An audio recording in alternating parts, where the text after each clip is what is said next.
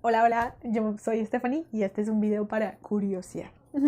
Mañana tengo parcial de psicología y bueno, se cruzaron varios textos, uno me pareció muy interesante, luego lo mezclé con una lectura pasada que me fascinó también. En mi canal hay un análisis sobre ese texto que es La Naranja Mecánica, se las recomiendo muchísimo, me vi tanto la película como el libro, pero honestamente preferí mil veces el libro. Y aparte que Alex me resulta una compañía eterna, o sea, yo creo que escucharlo a él, escuchar lo que me hablaba tan cerca, creo que fue una lectura que disfruté muchísimo. Pero bueno, el caso es que tengo que conectar esos dos textos por gusto. Esto lo hago por gusto completamente. Y como la naranja mecánica trata sobre un tema que es la desobediencia, obediencia, el Estado, no el Estado, como a quién le hago caso, hago lo que se me da la gana, y quién dice que soy mala o quién dice que soy buena. ¿No? Entonces, bueno, habiendo explicado eso, tenemos que entrar en contexto con el otro autor, que es Stanley Milgram. Es un nombre que me gusta. Stanley es un gran director de cine, pero bueno, estamos aquí con Stanley, el escritor. Psicólogo, doctorado en psicología social, muchísimas cosas. Pero bueno, lo importante es que el chabón realizó en 1960, en la década de 1960, un experimento sobre la obediencia a la autoridad. O sea, todos los seres humanos de cierto modo obedecemos. Obedecemos ya sea a los papás, obedecemos en la escuela, obedecemos en nuestro trabajo por nuestro jefe. Como que siempre, siempre estamos midiendo como... O sea, en otras culturas lo hacemos como por la edad, ¿no? Bueno, esta persona es mayor, pero no, creo que también es mucho como en el rol que nosotros nos ponemos y también como por el conocimiento que tiene la otra persona. O sea, como que siempre hay esa jerarquía de yo debo obedecer a alguien más, ¿no? Y bueno, en 1960, recordemos que anteriorcitos, había ocurrido la Segunda Guerra Mundial, ¿no? Y entonces, después ya cuando empiezan a realizarse todos los juicios, algo que le pareció muy curioso a Milgram fue que uno de los que en verdad estaban al frente, o sea, no era como ahí el que estaba en la cámara de gas, no, era el que estaba uno al frente, que fue Adolf Eichmann, en su testimonio de decir como, yo no quiero ser culpado por todo esto. Simplemente dijo, yo estaba siguiendo órdenes. Y es mil gran parte de ese concepto, de cómo es posible que pueda ser válido ese discurso de yo simplemente estaba siguiendo órdenes. Es decir, alguien estuvo encima mío, como que se libran de la responsabilidad, dicen, no, yo no tengo nada de la culpa, y es el otro el que me hizo hacer todas esas cosas malas. Actos inhumanos, ¿no? De lesa humanidad, como dirían. Y bueno, entonces, mil gran parte de la pregunta de la maldad se encuentra en todos o quizá tan solo en aquellos que categorizamos como malos. Igual, bueno, Milgram realizó un experimento en el que, bueno, se disfrazó, un experimento disfrazado en el que decía que iba a hacer un estudio sobre la memoria y la capacidad de aprender. Entonces, publicó un artículo en el periódico diciendo como experimento científico, el que se quiera unir, pues venga, que le pagamos unos cuantos euros. Creo que era euros, no sé la moneda, pero les pagaban el caso. Bueno, cuando las personas llegaron, y fueron 40 personas, aunque estuve viendo y fue un experimento repetido, ¿no? Y cuando las personas llegaron, entonces se sentaban así. Y entonces llegaba el científico, que pues era el que tácitamente se sabía que iba a ser el que iba a liderar el experimento, ¿no? Por obvias razones, entonces uno se termina subordinando a lo que el otro le dice. O sea, en cualquier espacio que uno llega, uno siempre mira quién tiene el liderazgo, ¿no? Siempre, siempre pasa. No sé si tanto en las... bueno, tocaría analizarlo, pero el caso es que cuando llegan, llega una persona, o sea, ponele que yo llego, y llega otra persona. Entonces hay otro que está en la misma situación que yo, que vio el artículo en el periódico y dijo, como estaría bueno, voy a venir. Y entonces el científico, que en inglés se llama experimenter, lo digo por dato curioso, entonces él da papelitos. Y entonces a mí, por ejemplo, me tocó ser teacher. Y al otro le tocó ser learner, porque estamos supuestamente en un estudio sobre la memoria y la capacidad de aprender, ¿no? Entonces lo que se quería medir eran los efectos del castigo en el aprendizaje. Entonces el científico llega y lee una lista de palabras pares. Entonces, por ejemplo, pues estaba en inglés, creo. Entonces era Green World. Póngale. Y leía varias, pero que no sé si lo leía una vez o lo leía varias veces, pero se supone que el learner, el aprendiz o el alumno, tenía que captar todo eso. O sea, era sobre la memoria y el aprendizaje, ¿no? El experimenter le leía y entonces el alumno tenía que captar lo más que pudiese. Y bueno, yo, el teacher, luego le iba a evaluar si había aprendido o no. Entonces, el objetivo era que el alumno tenía que recordar la segunda palabra de la lista de palabras que había leído el experimenter. ¿Listo? Y entonces, luego, el alumno se queda en una sala y yo me voy con el experimenter a otra sala. Y cuando pasa eso, pero no expliqué una cosa muy, muy importante, y es que el alumno, cada vez que cometiese un error, iba a ser electrocutado en su muñeca, o electrocutado de alguna forma, pero iba a ser lastimado físicamente. Importante. Y entonces cuando yo llego a la otra sala, me hacen el ejemplo, ¿no? ¡Ah!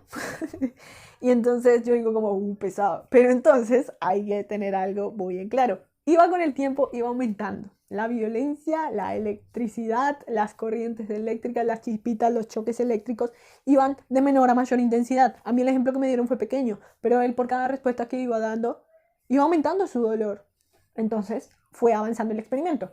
Hubo dos tipos de experimento. Una en el que yo leía y yo activaba los choques. Tengamos presente que yo no estaba viendo cómo el otro estaba siendo lastimado, ¿no? Yo no lo estaba viendo, yo solo le escuchaba las respuestas porque estábamos en salas diferentes. Entonces, un experimento es ese, el de que yo estoy leyendo, yo lo escucho y yo activo el choque. El otro experimento era que yo estoy leyendo únicamente como teacher y el experimenter es el que activa los choques. Entonces, tengamos presentes esos dos tipos de situaciones. Cuando el alumno se sigue equivocando, se sigue equivocando, pues a mí como teacher me está doliendo. O sea, humanamente me duele, ¿no? Que escucharlo gritar y escuchar que se equivoca, es decirle a la otra persona, estás equivocado, te la estás embarrando, y electrocutarlo, creo que es algo humano, yo creo, empático también. Entonces, bueno, cuando iban aumentando los niveles, cuando iban aumentando las preguntas, seguían las preguntas, entonces pues al teacher en los experimentos le empezaba a doler, le empezaba a incomodar como, che, yo no quiero seguir con esto, pero firmen con un contrato cuando llegue, pero me van a pagar por esto, y cómo le digo al científico, y si el científico está ahí al lado mío, cómo le digo que no, como que todas esas dudas dentro del teacher de que algo está ocurriendo, algo está pasando mal y yo lo estoy permitiendo. Eso es algo muy fuerte, la obediencia. Y aparte que si nos damos cuenta, la obediencia aplica de dos formas distintas. O sea, no es lo mismo que tu mamá te diga como, Mimi, por favor, lava la ropa. Cuando yo llegue a la casa, quiero ver la ropa lavada. A que ella te diga que está aquí en tu casa y te diga, lava la ropa, sabes que lo tenés que hacer sí o sí. O sea, con el teléfono es como, sí, 5 horas después, lavando la ropa, ¿no?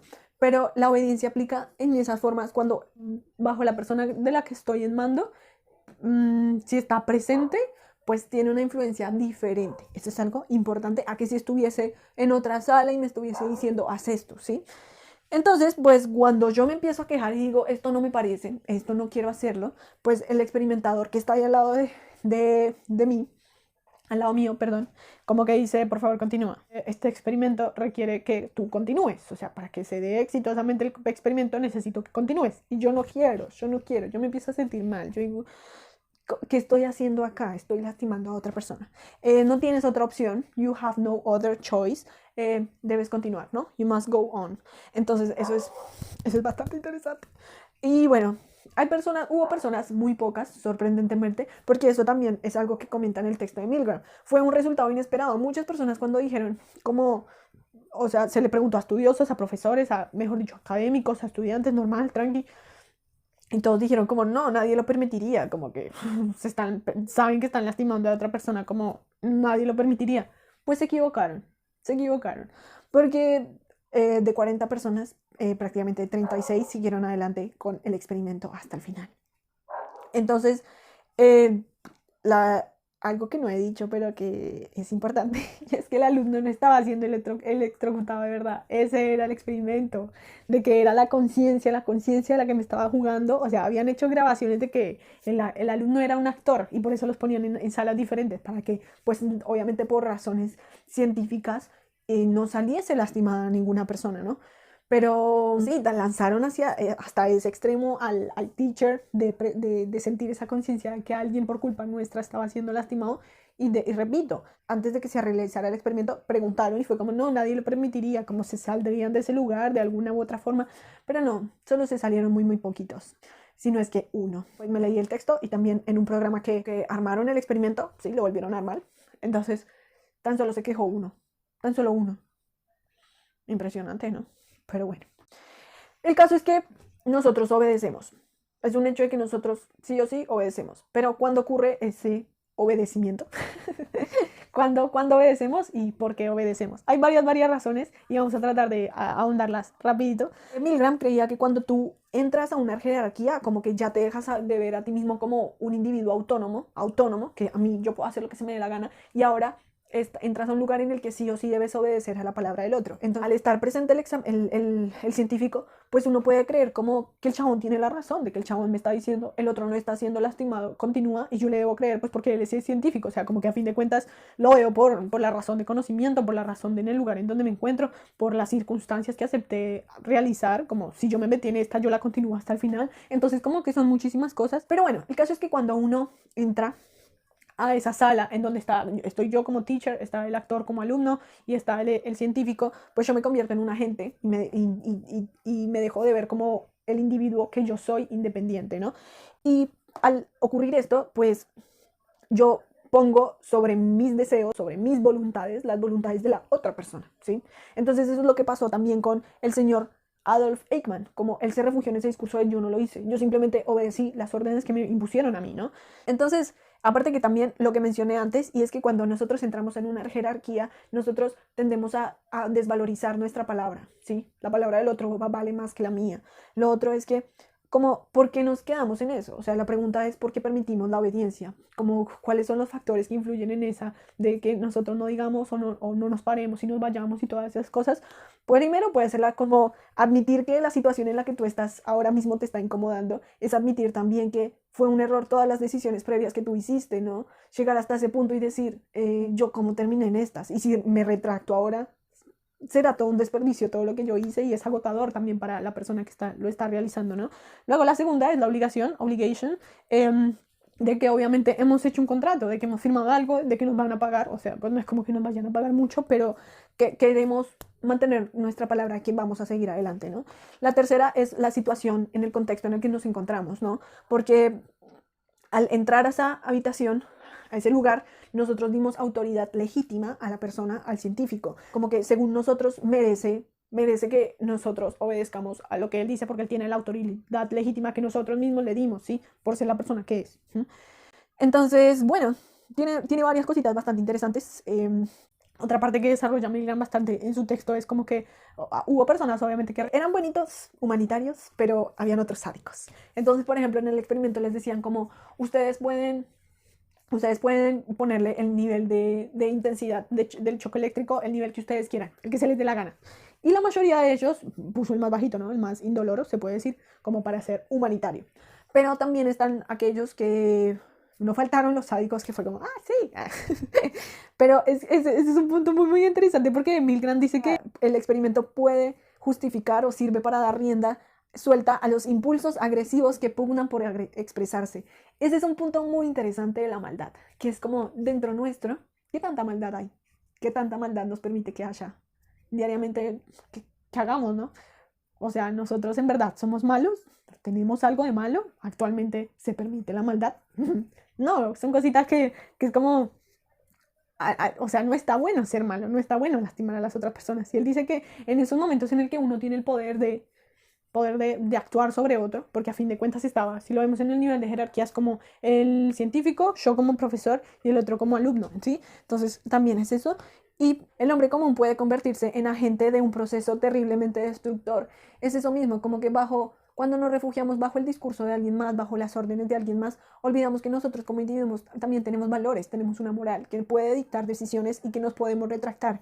Y eso también pues, me pareció muy interesante, que si no nos logramos salir de ese lugar, de esa estructura en las que creemos estar inmersos, pues terminamos lastimando a los demás. Entonces, ser muy consciente de eso, y la moral toma otro enfoque. Entonces, uno ya no obedece a la moral autónoma que uno tiene, decir, yo no me puedo permitir eso de lastimar a alguien más, sino que uno pasa a tener la moral de lealtad, de deber, de disciplina, al que está arriba. Y no, eso no debería ser así, ¿no? Entonces, lo último es que el hecho de que la obediencia sea muchas veces un imperativo, algo que sí o sí tenemos que hacer, ya sea nuestros padres en el trabajo, en el lugar en el que nos encontremos, con las personas con las que nos encontremos, nosotros seguimos siendo nosotros y tenemos una responsabilidad moral y tenemos como nuestra palabra para decir algo queremos que siga, algo queremos que se detenga, ¿no? Y que por el contrario es una obligación a colocar en los puestos de autoridad, ya sea el presidente, ya sea nuestro jefe, a aquellos que ejercerán como ese papel humanamente. No sé si me hice entender, porque es como nuestra obligación, nuestra verdadera obligación es que los que están arriba, los que coloquemos nosotros, los que permitamos que estén arriba de nosotros, sean humanos, sean verdaderamente humanos. Y bueno, con esto ya me marcho. Espero hayan disfrutado el video, yo lo disfruté un montón, me desenvolví un montón y bueno, creo que es un tema que valió muchísimo la pena explorar y hasta luego. Yo soy Stephanie, espero pronto descubrir mi metodología, que eso no existe metodología. Y ya saben, la práctica hace al maestro. Chao, chao.